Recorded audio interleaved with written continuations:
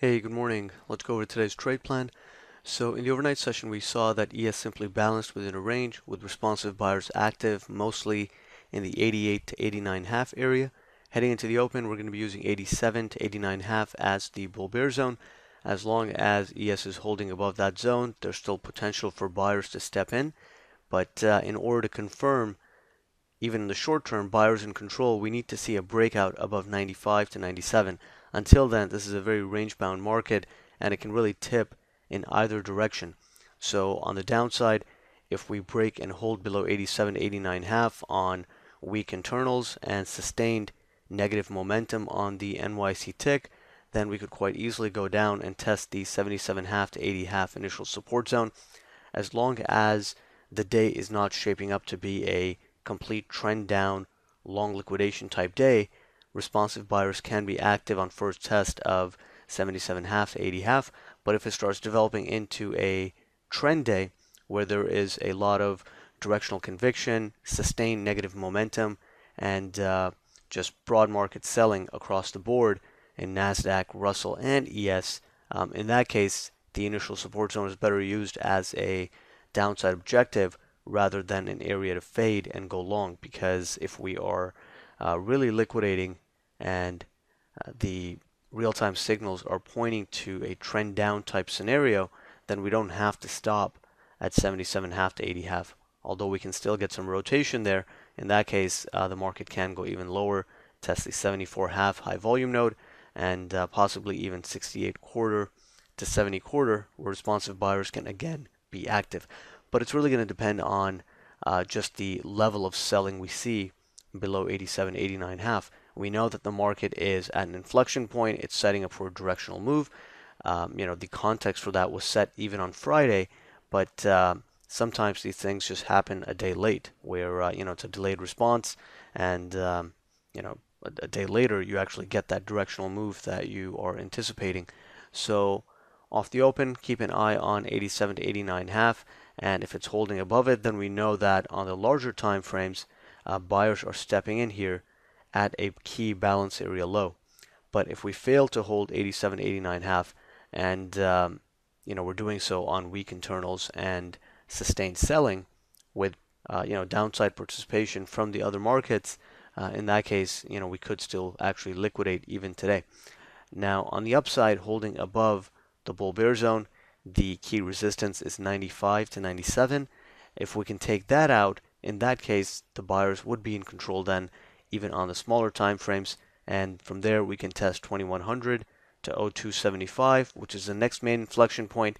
And if we can break out above 0275, then it would be a confirmation on multiple time frames that the buy side is now in firm control. And from there, we can get a move up to 06.5 to 07.5 and 2110 to 12.5. So that'll be the final upside objective in the event that we get a breakout above the initial resistance zone and can take out 0275. Now we'll also need to see some pickup in the relative volume in order to really get that type of range potential on the day. But recently we have seen some decent volatility. Friday, the volatility was a bit low, and the overall range wasn't really that great. But it doesn't mean that today has to play out the same way. On the econ calendar, it's very light. There's really no major economic report due today, and that may be the only reason that we don't get any big moves in the market today. But from a market structure perspective, ES is set for a directional move one way or the other. 87, 89.5, that area around 89 does mark the bottom edge of a larger time frame balance area. And now if we can hold here, simply an absence of weakness and an absence of selling would be sufficient to get buyers interested, because the trade location is very good.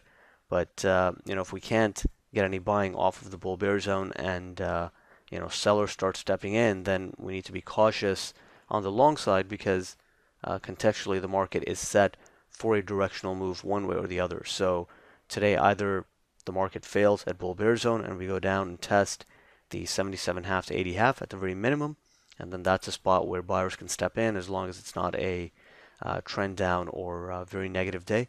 On the upside, if you can take out 95, 97, which, if we continue to hold at bull bear zone, that is the scenario that would be in play, then we can get some pretty decent upside momentum just as easily.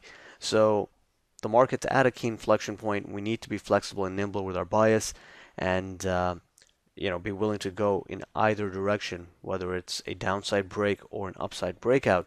It just requires that flexibility in directional bias because you're trading at a key inflection point. And if you break it, then sellers can take over. And if you hold, then we can quite easily get a upside move just as well. So those are really the main thoughts heading into the open. If you are watching the other markets on NASDAQ, keep an eye on the 44.84 high volume node and then around 44.93 to 44.95 on the upside. On the downside, if you get a break and a swift break below 44.67, then that would indicate short-term sellers in control, and that could bring the 44.35 high volume node into play. On the Russell, the main support area on the downside is really around 1249 to 1251. That's really the primary support. We have short-term support around the 56 area, and on the upside we have resistance at 1261. So TF is also balancing in a very tight range, and like I said, across the board the markets are at an inflection point and ready to make a move one way or the other. So keep an eye on these other markets as well. Let's see what type of response we get off the open. Let's use the 87.89 half bull bear zone, the S&P, to establish the short-term directional bias, and we'll take it from there.